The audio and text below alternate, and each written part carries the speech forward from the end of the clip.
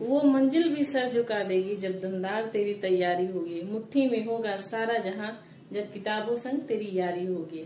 Hello दोस्तों, मैं advocate Ragini Tripathi आपका अपने चैनल सक्सेस विद रागिनी में बहुत बहुत स्वागत करती हूँ।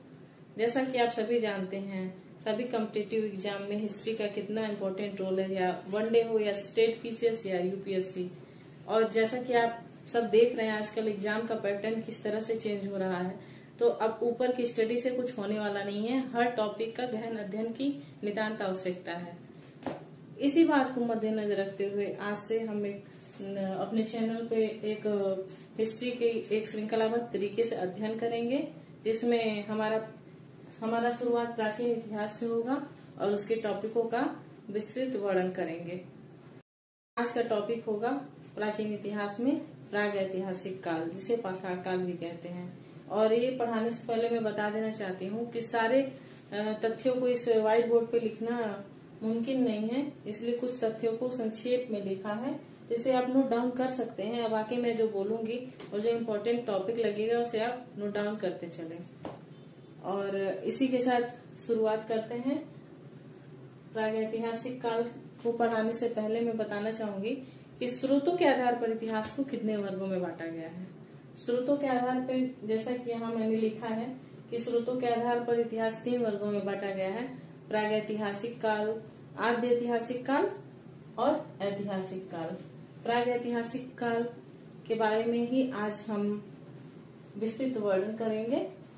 प्रागैतिहासिक काल से संक्षेप में ये समझिए कि इसका मतलब होता है जिसका जब मानव का अस्तित्व था, लेकिन उसका कोई लिखित विवरण नहीं है, कोई प्रमाण नहीं है। जैसे कि पाषाण काल, जिसे आज हम पढ़ेंगे। उसके बाद आद्य ऐतिहासिक काल, जिसका साक्ष्य है इसमें लेकिन पढ़ा नहीं जा सका, जैसे सिंधु सभ्यता। उदाहरण के लिए आप समझ लीजिए सिंधु सभ्यता। सिंधु सभ्यता के बारे में हम आने वाले अपने अगले वीडियो में इसे कवर करेंगे। और एक ऐतिहासिक काल जिसका साक्ष्य है, लिखा पढ़ा गया है और पुरातात्विक साक्ष्य भी है, जिसकी पूरी तरह से जानकारी है, उसे ऐतिहासिक काल कहते हैं। जैसे वैदिक सभ्यता और उसके आगे सारी चीजें इसे ऐतिहासिक काल में ही आएंगी। और इसे जानने से पहले ये भी देखेंगे पाषाण युग, वो भी 3 भागों में बांटा गया। इसके बाद कांस्य युग भी आता है, वो भी 3 भागों में ही बांटा गया। उसके बाद लौह युग भी आता है, लेकिन आज हमारा टॉपिक होगा पाषाण युग। पाषाण युग का समय रहा, मतलब प्रागैतिहासिक काल, जिसे प्रस्तर काल भी कह सकते हैं। इसका समय रहा 5 लाख से 2500 ईस्वी पूर्व तक। और प्रागैतिहासिक काल के जनक रहे रॉबर्ट ब्रूस फूट। ये ब्रिटिश भूगर्भवेत्ता थे। इन्हें ही भारत के प्रागैतिहासिक काल का जनक भी माना गया है। और ये बात आती है कि इस प्रागैतिहासिक काल का सर्वप्रथम प्रमाण कहाँ मिला। सर्वप्रथम प्रमाण 1878 में इटली और फ्रांस में मिला। अब पाषाण काल के बारे में बात करते हैं। पूरा पाषाण काल में चलने वाला सबसे लंबी अवधि का पाषाण काल था। इसमें सबसे मुख्य विशेषता इसकी ये है कि आग का आविष्कार निम्नपुरा पाषाण काल में हो चुका था। अब इसका व्यापक उपयोग मध्यपुरा पाषाण काल में होता है, लेकिन आविष्कार निम्नपुरा पाषाण काल में हो चुका था। इसके अंतर्गत जो पत्थरों के औजार हैं, जैसे हस्त कुठार, कुल्हाड़ी और तरह तरह के क्वार्टजाइट, जो एक एलिमेंट है, चूना पत्थर टाइप का ऐसा कुछ होता है, उसे देखिएगा, उससे उसकी बनी हुई कुल्हाड़ी, ये सब निम्नपुरा पाषाण काल में बनने लगे थे और प्रयोग भी होने लगा था। अब बात करते हैं मध्यपुरा पाषाण काल की। निम्नपुरा पाषाण काल में जो आग का आविष्कार हो चुका था, अब उसका व्यापक प्रयोग मध्यपुरा पाषाण काल में होने लगा था। और इसके साथ ही मध्यपुरा पाषाण काल में शल्य उपकरणों का प्रयोग बढ़ गया। शल्य उपकरण जैसे कि नुकीले पत्थर के पतले नुकीले, जैसे वेदनी, फलक, ऐसे उपकरणों का प्रयोग मध्यपुरा पाषाण काल में बढ़ गया था। इसके साथ बात करते हैं उच्चपुरा पाषाण काल में। उच्चपुरा पाषाण काल आते आते जलवायु में काफी परिवर्तन हो गया था। जलवायु पहले काफी ठंडी हुआ करती थी अब उसके बाद उच्च पुरा पाषाण काल में बहुत आर्द्रता में काफी कमी आने लगी, जलवायु का स्तर काफी नीचे हो गया। इसी उच्च पुरा पाषाण काल में ही मानव ने चित्रकारी, नक्काशी ये सब करना सीख लिया था।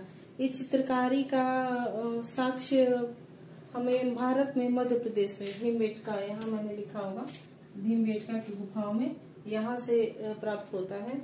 और जो औजारों की बात की, जैसे ये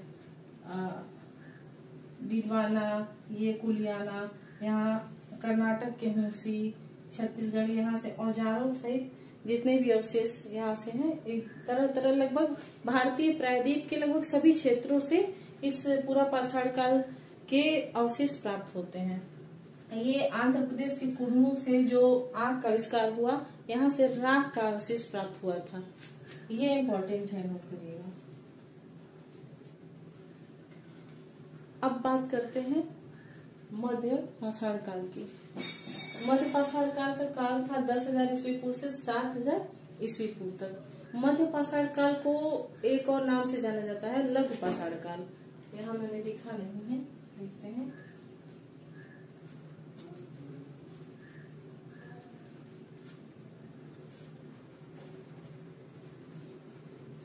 इंग्लिश में माइक्रोलिथ भी बोलेंगे इसको। इसके नाम से आप लोगों को समझ में आ रहा होगा। इस काल की मुख्य विशेषता ये थी कि इस काल में छोटे औजार बनने लगे और प्रयोग होने लगे थे। ये जैसे फलक, खुरचन, उत्कीर्णन, त्रिभुजाकार, चंद्राकार, वेदनी। और ये जैसे जैसे पाषाण काल में डेवलपमेंट आता है, आगे आगे जैसे जैसे स्तर बढ़ता है, वैसे वैसे पत्थर के औजारों में भी क्रमिक विकास देखने को मिलता है। जैसे यहाँ पे जहाँ बात किए हैं, ये मध्य में शल्य उपकरण जैसा बना, पतले नुकीले, और यहाँ आते छोटे औजार बनने स्टार्ट हुए। मध्य पाषाण काल में पशुपालन का साक्ष्य भी सर्वप्रथम मध्य पाषाण काल में प्राप्त होता है। पशुपालन का साक्ष्य सर्वप्रथम मिलता है यूपी में प्रतापगढ़। यहाँ लिखा नहीं है मैंने, लेकिन प्रतापगढ़ यूपी में, वहां से पशुपालन का साक्ष्य मिलता है। बागौर से भी प्राप्त होता है। ये बागौर कहाँ पड़ता है आप लोग कमेंट करके बताएं। और उसके बाद अस्थायी निवास भी मध्य पाषाण काल से स्टार्ट होता है। इसका भी अवशेष प्राप्त होता है हमें सराय नाहर से। सराय नाहर कहाँ पड़ेगा ये भी आप लोग बताएं। आक्रमण और युद्ध, इसका भी साक्ष्य मिलता है सराय नाहर से मध्य पाषाण काल में ही। उसके बाद तीर कमान है, तीर कमान का उपयोग भी इसमें ही मध्य पाषाण काल से स्टार्ट होता है। और जो औजार बन रहे थे अभी तक इन सारे पाषाण काल में, उसमें लकड़ियों के, हड्डियों के, हाथों का उपयोग होने लगा। बात करते हैं नव पाषाण काल की। नव पाषाण का काल था 9,500 ईस्वी पूर्व। इसका सबसे महत्वपूर्ण आविष्कार कृषि था। नव पाषाण काल में सबसे महत्वपूर्ण कार्य ये हुआ कि मानव कृषि से अवगत हो चुका, वो बीज बोना, वनस्पतियां उगाना सीख चुका था।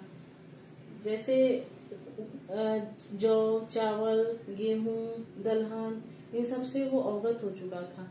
और सबसे महत्वपूर्ण फसल थी जौ। और इसमें कृषि के साक्ष्य भी प्राप्त होते हैं। सर्वप्रथम कृषि का साक्ष्य प्राप्त होता है बलूचिस्तान के मेहरगढ़ से।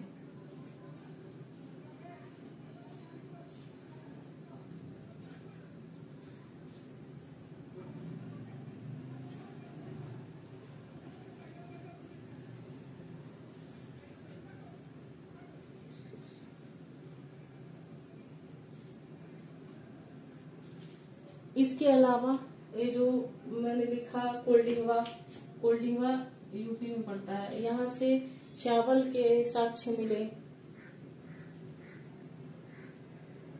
उसके अलावा नव पाषाण काल में अस्थायी निवास जो हमारे मध्य पाषाण काल से ही शुरू हो चुका था, इसमें भी काफी विकास हुआ। मानव आयताकार, वर्गाकार घर बना के रहने लगा। उसका भी एक बहुत महत्वपूर्ण साक्ष्य है, जो ये बुर्जहोम है, ये जम्मू कश्मीर में पड़ता है। इसमें गर्तावास इसको बोलते हैं, गर्तावास का साक्ष्य मिला। गुफा कराल, यहाँ से भी आवास का साक्ष्य मिला, ये भी कश्मीर में पड़ता है।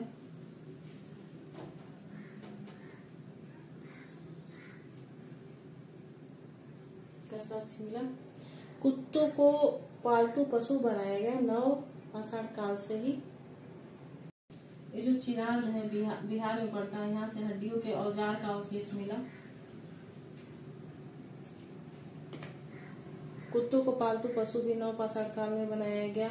इसके अलावा मिट्टी के बर्तनों का आविष्कार भी नव पाषाण काल में शुरू हुआ, जैसे पालिशदार मृदभांड, धूसर मृदभांड, इन सब की भी खोज नव पाषाण काल से स्टार्ट हुई।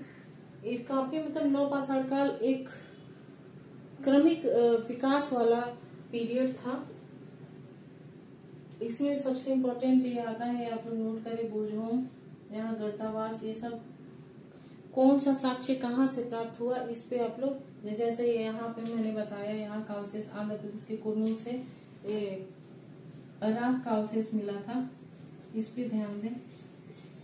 और सारी जगह इन सब में इम्पोर्टेंट है, और जितना मैंने अभी तक पढ़ा है उसको आप लोग ध्यान से नोट डाउन करें और समझें। आज के लिए अभी इतना ही, अब मिलते हैं अपने अगले वीडियो में। सिंधु सभ्यता से संबंधित वीडियो रहेगा, और इसमें जो भी कोई क्वेश्चन हो उसे आप कमेंट बॉक्स में जरूर कमेंट करिए। नमस्ते।